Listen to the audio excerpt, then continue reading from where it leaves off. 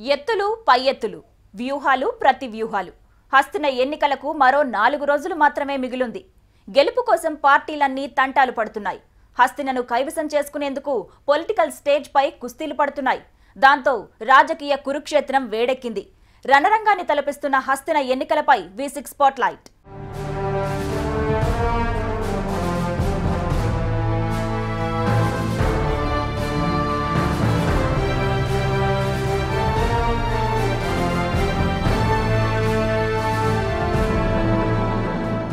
పోయిన అధికారాన్ని చేజిక్కించుకునేందుకు ఓ పార్టీ, 16 ఏళ్ల క్రితం దూరమైన అధికారాన్ని దక్కించుకునేందుకు మరో పార్టీ, ఈ రెండింటి మధ్య పరువు కాపాడుకునేందుకు పోటీ పడుతోంది ఇంకో పార్టీ.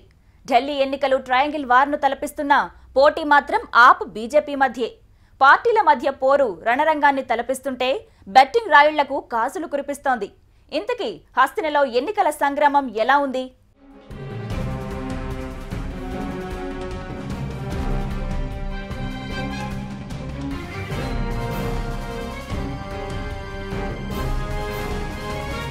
ఢిల్లీ ఎన్నికల కౌంట్ డౌన్ మొదలైంది. రోజులు గంటల్లోకి మారిపోయింది.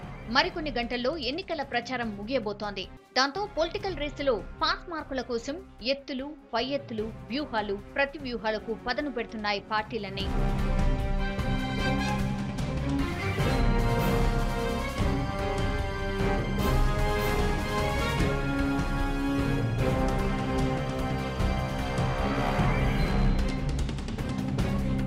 హస్తినపూర్లో బీజేపీ ఆప్ మధ్య పోరు.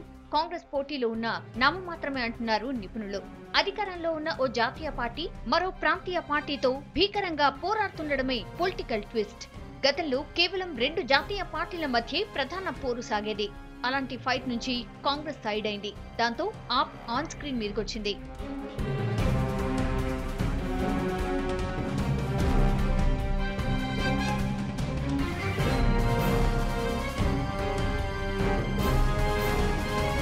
ఎన్నికలకు ఇక మిగిలింది 5 రోజులే. ప్రచారానికి మిగిలింది 3 రోజులే.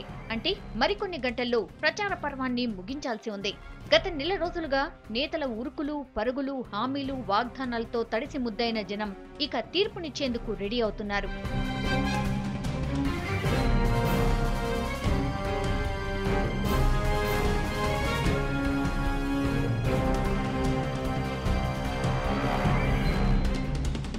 సర్వేలన్నీ ఆప్ బీజేపీ మధ్య పోటాపోటీ ఖాయమంటున్నాయి. బీజేపీ అనుకూల మీడియా మాత్రం ఓ రేంజ్ లో పాజిటివ్ పోల్ ప్రొజెక్షన్స్ చూపిస్తున్నాయి. కానీ బెట్టింగ్ల దగ్గరకొస్తే ఆప్ డే పై చేయి కనిపిస్తోంది. ఢిల్లీ కేంద్రంగా నడుస్తున్న బెట్టింగ్ లో మెజార్టీ జనం ఆప్ వైపే మొగ్గు చూపుతున్నట్టు తెలుస్తోంది.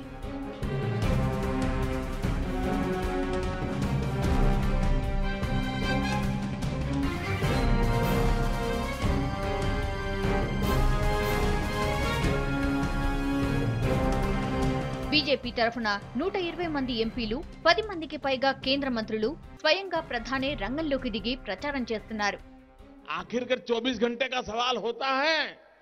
आप आज एक झूठ फेंको, लोग उसकी सच्चाई खोज करके आएंगे, तब तक 24 घंटे में दूसरा झूठ फेंक देंगे, लोग पहले वाला भूल जाएंगे.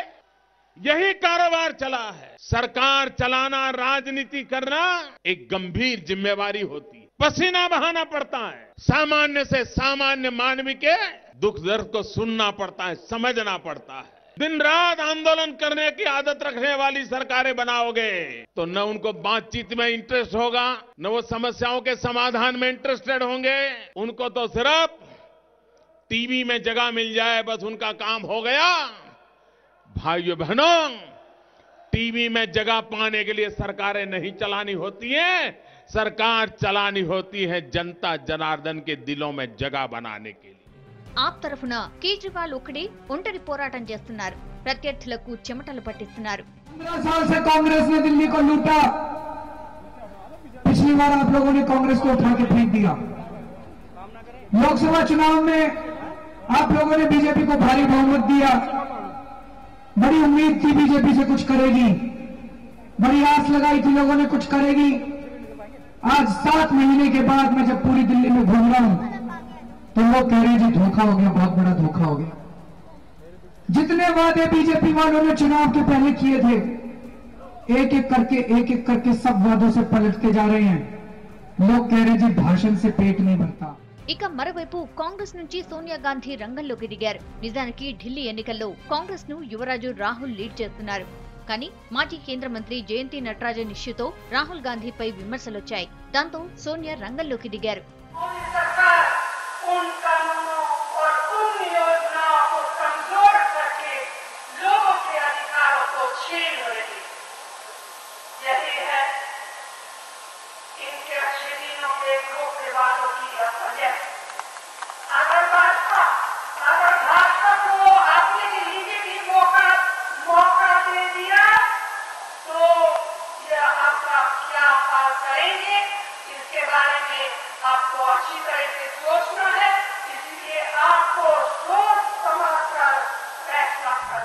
ప్రధాన పార్టీలన్నీ కీ లీడర్స్ తో ప్రచారం చేయిస్తుండటంతో పొలిటికల్ రన్ మరింత స్పీడప్ అయింది. మరికొన్ని గంటల్లో ప్రచార పర్వం ముగియనుండడంతో ఓటర్లను ప్రసన్నం చేసుకునేందుకు ఆపసోపాలు పడుతున్నాయి పార్టీలన్నీ.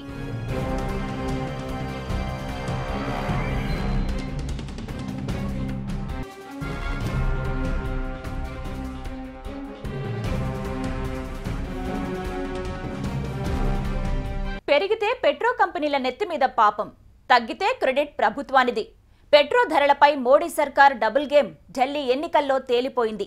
తగ్గిన పెట్రో ధరలు తమ క్రెడిటేనని ప్రచారం చేస్తోంది బీజేపీ. గెలుపు కోసం ఎన్ని చేయాలో అన్నీ చేస్తోంది.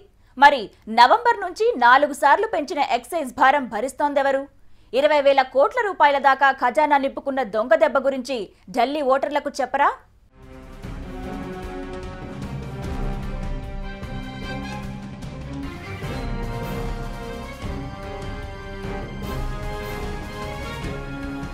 ప్రచారం కొండంత, వినియోగదారులకు జరిగే ప్రయోజనం గోరంత. పెట్రో ధరలపై కేంద్రం మ్యాజిక్ చేస్తోంది. పెట్రో రేట్లు తగ్గితే ఆ క్రెడిట్ ప్రభుత్వం ఖాతాలోకి, పెరిగితే మాత్రం ఆ పాపం పెట్రో కంపెనీలకు అంటగడుతోంది. मुझे बताइए, पेट्रोल के दाम कम हुए कि नहीं हुए? ऐसे नहीं, पूरी ताकत से बताइए। पेट्रोल के दाम कम हुए कि नहीं हुए? डीजल के दाम कम हुए कि नहीं हुए? आपके जेब में थोड़ा बहुत पैसा बचने लगा कि नहीं बचने लगा? आपका फायदा हुआ कि नहीं हुआ? अब हमारे विरोधी लोग कहते हैं कि ये तो मोदी नसीब वाला है, इसलिए हुआ है। अब मुझे बताइए, आपको नसीब वाला चाहिए कि कम नसीब चाहिए? चलो भाई, मान लिया नसीब वाला है, लेकिन रुपया तो आपकी जेब में बचा ना। अगर मोदी का नसीब देश की जनता के काम आता है तो इससे बढ़िया नसीब की बात क्या होती है भाई? ये देश का दुर्भाग्य रहा। మోడీ సర్కారు అధికారంలోకి వచ్చాక పెట్రో ధరలు నేలచూపులు చూస్తున్నాయి. అంతర్జాతీయంగా మార్కెట్ లేక అల్లాడుతున్నాయి పెట్రో ఉత్పత్తి దేశాలు. జూన్లో $115 బ్యారెల్ క్రూడ్ ఆయిల్ ధర ఇప్పుడు $47కు పడిపోయింది. ఈ లెక్కన మన దేశంలో లోకల్ ట్యాక్సులు, ఇంపోర్టెడ్ ట్యాక్సులు, ఎక్సైజ్ సెస్ అన్ని కలుపుకున్న లీటర్ పెట్రోల్ $40 మించకూడదు.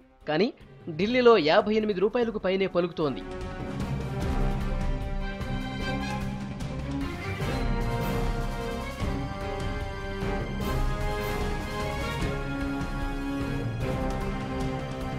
$2 తగ్గింపును ప్రతిసారి రీసౌండ్ వచ్చేలా ప్రచారం చేసుకుంది ఎన్డీఏ.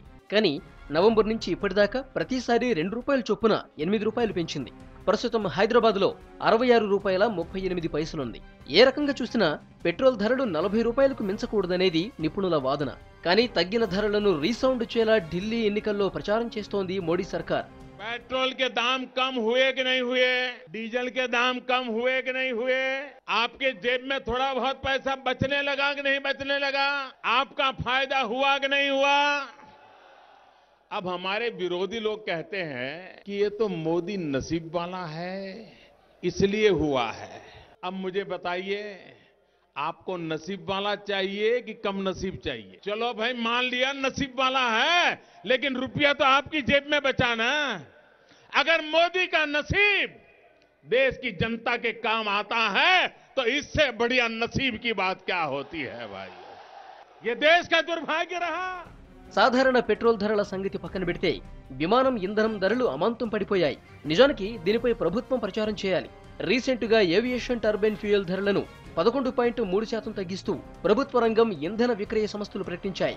ఏవియేషన్ ఎంకరేజ్ చేసేందుకు అన్ని రకాల ట్యాక్స్ మినహాయింపులిచ్చి ప్రోత్సహిస్తోంది ప్రభుత్వం. దాంతో విమాన ఇంధన ధరలు డీజిల్ ధరల కన్నా దారుణంగా పడిపోయాయి.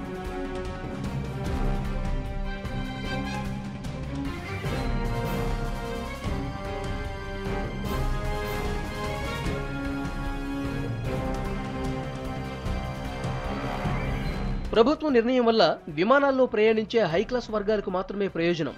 కానీ దీని గురించి చెప్పుకోవట్లేదు కేంద్ర ప్రభుత్వం.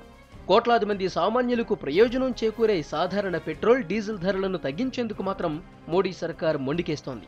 నవంబర్ నుంచి 4 సార్లు పెంచిన ఎక్సైజ్ ట్యాక్స్తో దాదాపు 20,000 కోట్ల రూపాయలను కేంద్రం సొమ్ము చేసుకుంది. దాని గురించి కూడా ఢిల్లీ ఓటర్లకు చెబితే బాగుండేదంటున్నాయి ప్రతిపక్షాలు.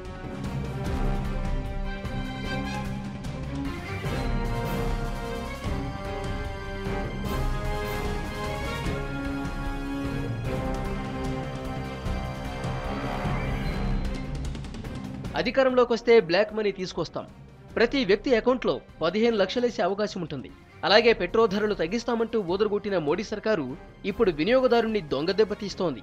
ఢిల్లీ ఎన్నికల్లో తగ్గిన ధరలను ప్రచారాస్త్రంగా తెలివిగా వాడుకుంటోంది. చెప్పాల్సినవి చెప్పకుండా రహస్యాలను దాచేయడం ఓటర్లను బురిడీ కొట్టించడమేనంటున్నారు ప్రత్యర్థులు.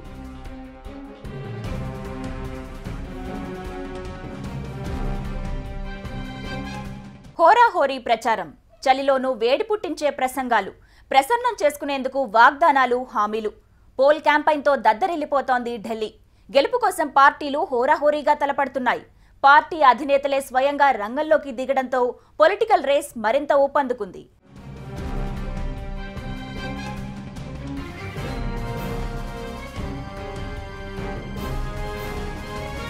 హస్తినను ఎలాగైనా కైవసం చేసుకునేందుకు బీజేపీ విశ్వ ప్రయత్నాలు చేస్తుంది. గెలుపు కోసం 120 మంది ఎంపీలు, 10 మందికి పైగా కేంద్ర మంత్రులు ఢిల్లీలో కుర్చీ వేసుకుని కూర్చున్నారంటే ఈ ఎన్నికల్ని ఎంత ప్రతిష్టాత్మకంగా తీసుకుందో అర్థం చేసుకోవచ్చు. దేశ రాజధాని, అందులోనూ ఆప్ లాంటి ప్రాంతీయ పార్టీతో దీటైన పోరు నడిపిస్తుండటంతో మోడీ ఈ ఎన్నికల్ని ప్రతిష్టాత్మకంగా తీసుకున్నారు. అందుకే వరుసగా బహిరంగ సభల్లో పాల్గొంటూ ఓట్లు అడుగుతున్నారు.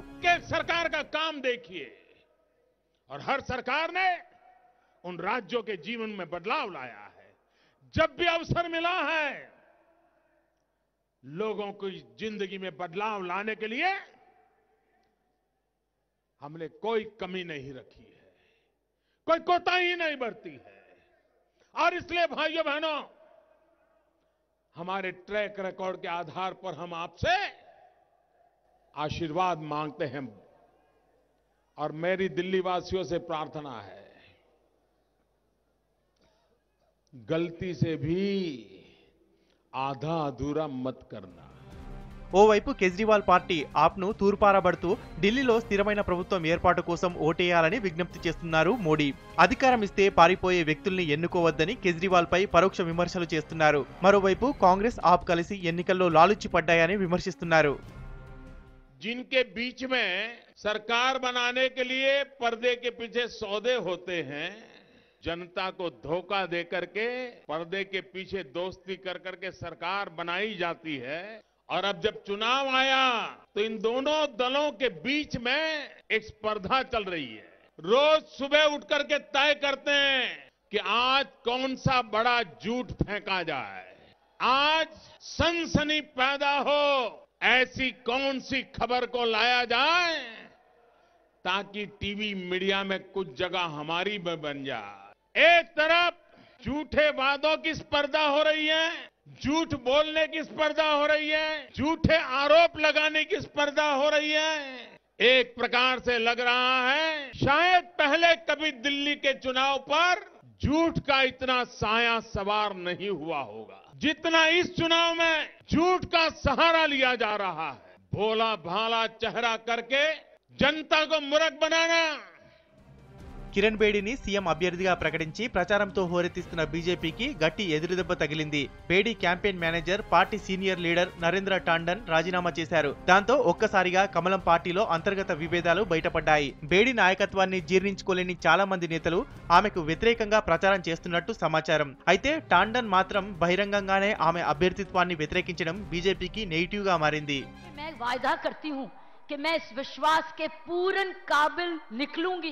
पूर्ण विश्वास लेकर चलूंगी और इस देशभक्ति में पूर्ण उतरूंगी, ये मेरा वायदा है। मैंने हर माँ, हर बाप, हर बेटी को बोला, बेटी फिक्र मत कर, अब तेरी माँ और तेरी बहन आ रही है सीएम के रूप में, विश्वास करके चल, मैं तेरे साथ हूँ। ఇక కాంగ్రెస్ తరఫున అధినేత్రి సోనియా గాంధీ స్వయంగా రంగంలోకి దిగారు. ఒకరేమో ధర్నా కింగ్ అని, మరొకరేమో ప్రచారకర్త అని కేజ్రీ మోడీల్ని కలిపి విమర్శిస్తున్నారు. మోడీ సర్కార్ ఇచ్చిన హామీలన్నీ నెరవేర్చలేదని, తమ 15 ఏళ్ల పాలనలోనే ఢిల్లీ అన్ని రకాలుగా అభివృద్ధి చెందిందని ప్రచారం చేస్తున్నారు సోనియా. ఇన్నాళ్లు ప్రచారంలో అంటి ముట్టనట్టున్న మాజీ సీఎం శీలా దీక్షిత్ కూడా పాల్గొనడం హస్తం శ్రేణుల్లో ఉత్సాహం కనిపిస్తుంది. మరోవైపు రోడ్ షోలతో రాహుల్ గాంధీ ప్రచారం చేస్తున్నారు. फैशन बना हुआ है, आंदोलन करो। जिंदगी में मैंने देखा पहली बार दिल्ली का चीफ मिनिस्टर केजरीवाल जी धरने में बैठे हुए। ऐसे सरकार नहीं चलती। सरकार कांग्रेस पार्टी को चलानी आती। आप कांग्रेस पार्टी को समर्थन दीजिए। जो हमारे यहाँ वर्कर आए हैं, आप जनता के बीच में जाइए। दिल्ली को प्रगति करनी तो आप जाइए, कांग्रेस पार्टी की बात करिए, बात रखिए, जनता के बीच में जाइए, कांग्रेस और दिल्ली को एक बार फिर पटरी पर लाइए। రెండు జాతీయ పార్టీలకు కేజ్రీవాల్ చుక్కలు చూపిస్తున్నారు. ఆప్కు స్టార్ క్యాంపెయినర్ తానొక్కడే అయినా అన్ని తానై నడిపిస్తున్నారు. బీజేపీ శుష్క వాగ్దానాల్ని, నెరవేర్చని హామీల్ని జనానికి అర్థమయ్యేలా చెబుతూ ప్రచారం సాగిస్తున్నారు. అంతేకాదు గతంలో జరిగిన తప్పులను క్షమించాలని కేజ్రీవాల్ పాంచసాల్ నినాదంతో హోరెత్తిస్తున్నారు. మోడీ పాలనలో విధానపరమైన తప్పుల్ని ఎత్తిచూపుతూ ఓటర్లని ఆలోచింపజేస్తున్నారు. బీజేపీ బౌखलाई हुई है बुरी तरह से और वो अब गाली गलौज की राजनीति पे उतर आए हैं बीजेपी वाले। हम कहते हैं कि हम 20 नए कॉलेज खोलेंगे, हमारा पूरा विकास का एजेंडा है। हम कहते हैं 20 नए कॉलेज खोलेंगे, वो कहते हैं केजरीवाल ने पीठ में छुरा घोंपा। हम कहते हैं हमने रिश्वतखोरी कम की थी, दोबारा रिश्वतखोरी बंद करेंगे। प्रधानमंत्री जी कहते हैं केजरीवाल नक्सली है, उसको जंगल भेज दो। हम कहते हैं हम महिलाओं को सुरक्षा देंगे, बीजेपी वाले कहते हैं हम महिलाओं को जीन्स नहीं पहनने देंगे। हम कहते हैं हम महिलाओं के लिए पूरी दिल्ली के अंदर सीसीटीवी कैमरे लगाएंगे, बीजेपी वाले कहते हैं महिलाओं को फ़ोन नहीं इस्तेमाल करने देंगे, महिलाओं को नौकरी नहीं करनी चाहिए, महिलाओं को ज़्यादा पढ़ना नहीं चाहिए। तो अब उनकी और हमारी, उनके पास कोई एजेंडा नहीं है, बीजेपी वालों के पास कोई एजेंडा नहीं है। और इस बार तो वो मैनिफेस्टो भी नहीं लेके आ रहे, बिकॉज एजेंडा ही नहीं है कुछ, उनको पता ही नहीं है करना क्या दिल्ली का। ఢిల్లీ ఎన్నికల్లో 3 పార్టీలు హోరాహోరీగా పోరాడుతున్న మెయిన్ కాంపిటీషన్ బీజేపీ ఆప్ మధ్య. సర్వేలు కూడా ఈ రెండిటి మధ్య పోటీ అని తేల్చేశాయి. అయితే కేజ్రీని దెబ్బకొట్టేందుకు బీజేపీ చీఫ్ ట్రిక్స్ ను ఆశ్రయిస్తుండడం ఓటర్లను ఆలోచింపజేస్తుంది. రోజుకు 5 ప్రశ్నలు పేరుతో కేజ్రీకి సిల్లీ క్వశ్చన్స్ వేస్తూ చిరాకు తెప్పిస్తుంది. మరోవైపు కేజ్రీ సంధిస్తున్న ప్రశ్నలకు ఆన్సర్ చేయకుండా సిల్లీగా బిహేవ్ చేస్తుండడంతో ఓటర్లు డైలమాలో పడుతున్నారు.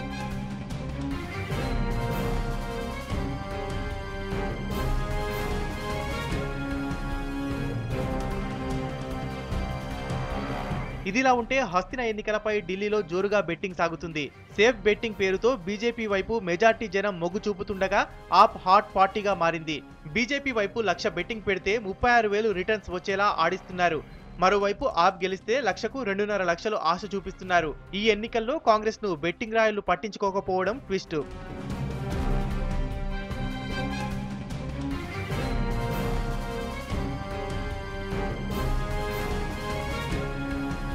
ఏదైతేనే మరికొన్ని గంటల్లో ప్రచార పర్వం ముగియబోతుంది. ఓటర్లను ప్రసన్నం చేసుకునేందుకు పార్టీలన్నీ పడరాని పాట్లు పడుతున్నాయి. హస్తినలో గెలుపు బీజేపీకి ప్రతిష్టాత్మకంగా మారింది. ఆప్ సవాలుగా తీసుకుంది. ఇక కాంగ్రెస్ ఏమో పరువు కోసం పాకులాడుతుంది.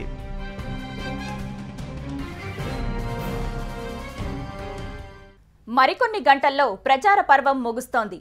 ఓటర్లను ప్రసన్నం చేసుకునేందుకు ఇక మిగిలింది కొన్ని గంటలే. దాంతో పార్టీలన్నీ హస్తినలో కుస్తీ పడుతున్నాయి. ఈ నెల 7న బ్యాలెట్లో తన ఒపీనియన్ను భద్రపరిచేందుకు సిద్ధమవుతున్నాడు ఓటర్. ఢిల్లీ ఎవరిదో తేలాలంటే ఈ నెల 10 వరకు వెయిట్ చేయాల్సిందే. ఏదేమైనా ఢిల్లీ ఓటర్ మరోసారి చారిత్రక తీర్పునివ్వడం ఖాయంగా కనిపిస్తోంది. ఇది V6 స్పాట్లైట్.